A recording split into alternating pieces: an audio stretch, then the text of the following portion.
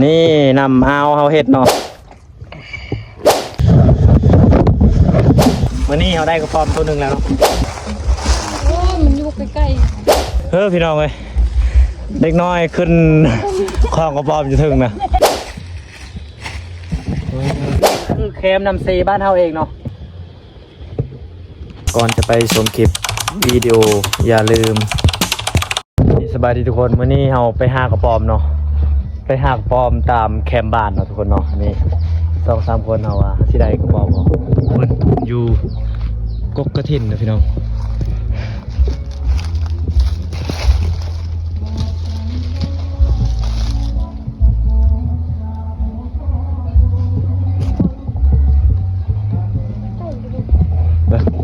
โอ้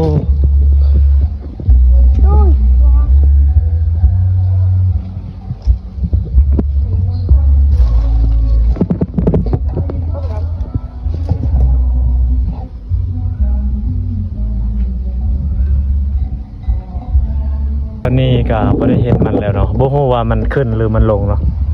เบิ่งหาที่ซอกเบิ่งว่ามันอยู่แค่ใดมุมใดก่อนเกือบสิได้กระปอมแล้วแต่สุดท้ายบ่ได้คือเก่านี่พี่น้องนี่ครับพี่น้องเนาะ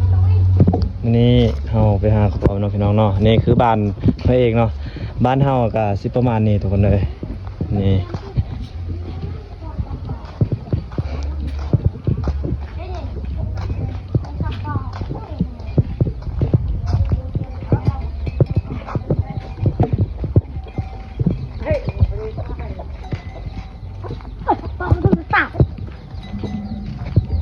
นั่งเบิ่งเจอแล้วกระป๋อมนี่นะ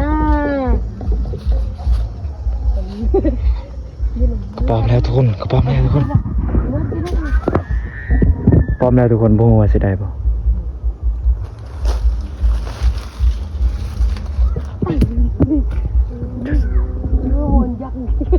อย่าหัวแม่กระ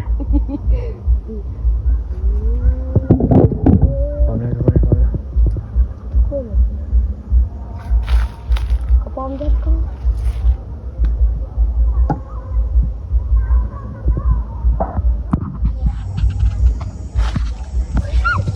โอ้ได้แล้วพี่น้องเอ้ยนี่ได้ตัวหนึ่งแล้วพี่น้องเอ้ยนี่ได้กระป๋อมแล้วโอ้ตัวซอกยากไอ้พี่น้องซอกยากจับกล้องให้หน่อยนี่ทุกคนวันนี้เราได้กระป๋อมตัวหนึ่งแล้วมากับจุน้องๆนะป้าตัวสิได้ไล่บ่ถ้าได้น้อยนี่เราต้องปล่อยคือเก่าเนาะต้องได้ไล่แล้วจังได้กินมันนะได้ประมาณ10-20 โตคุณเฮ็ดก้อยกระป๋อมนี่แซ่บได้นี่คือหัวส่วนตามแคมเซ่นะพี่น้องเนาะนี่มันจะเป็นหัวส่วนสลีบ่บางทีเขาจะปลูกมากเพชรเขาจะปลูกมากพักสิประมาณนี้ทุกคนอันนี้เป็นส่วนพักเนาะทุกน้องเนาะเป็นส่วนพักบ้านค่อยเองเนาะเพราะว่าบ้านค่อยมันบ่มีน้ำนะแบบน้ำมันอยู่ในเฮือนเลยนะส่วนลายเขามักจะเฮ็ดแบบหัวส่วนทำแคมเซ่เนี่ยก็จะเอาน้ำเซ่นี่เนาะเอาน้ำเซ่นี่ไปตักใส่หัวนี่กระป๋อมนี่เจอกระป๋อม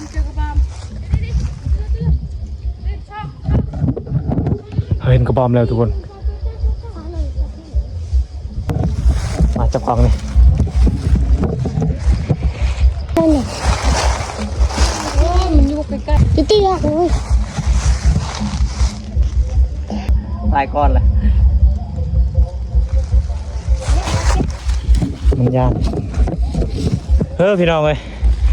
เด็กน้อยขึ้นคลองกระป๋อมจะถึงนะพุ่นกระป๋อมอยู่นะ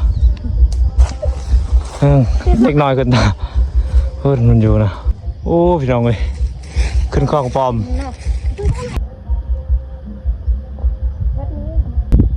โอ้เพื่อสิได้กินกระป๋อมทุกคนกระป๋อมนี่เอาชีวิตคนได้เลยชีวิตเล็กชีวิตเลยมาเฮ็ดแบบนี้นะแล้วคนอยากกินมันก็เลยนำฮอตปลายใหม่คุณนี่ได้บ้านนี้นี่ มากับเด็กๆน้อยๆนี่เนาะ2-3 คนนี่ป้าทุกคนนี่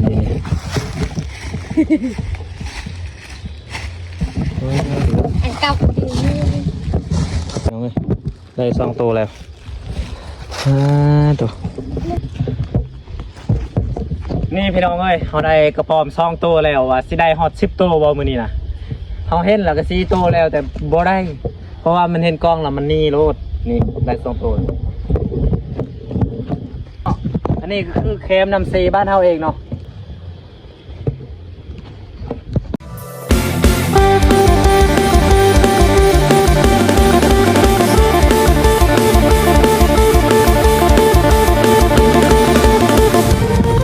นี่คือครัวพี่น้อง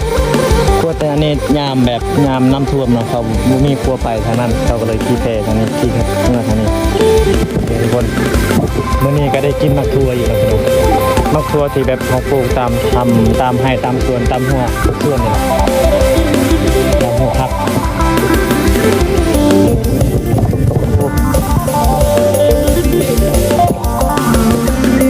แซ่บพี่น้องคลองรักนี่เลย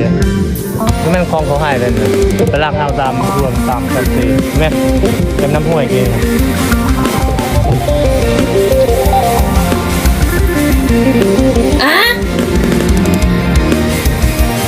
นี่เรียบร้อยพี่น้องกระป๋อม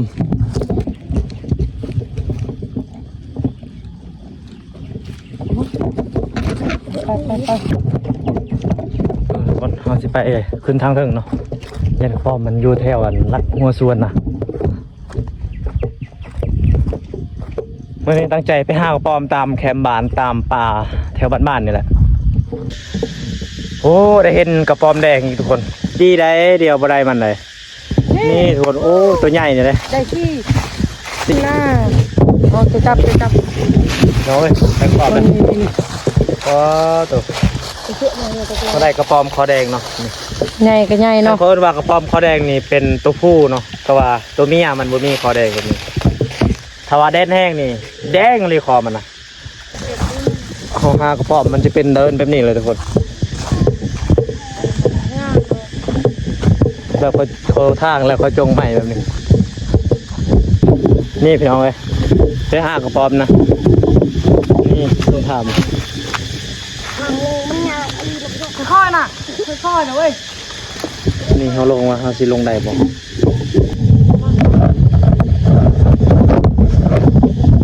โอ้ทุกคนได้แล้วตอนนี้ได้ลงเลยมันเป็นเฮลนะทุกคนเนาะตั้งเล็ก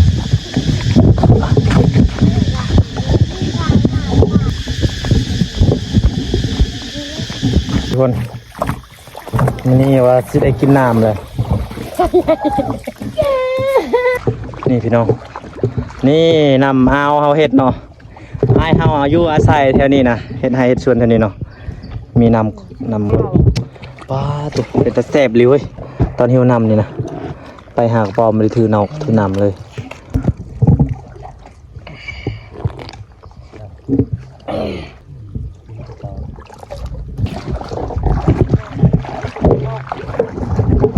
จุดแล้วบ่เอาจุดเมื่อวานนี่บ่โอ้ยังฮ้อนๆเนาะ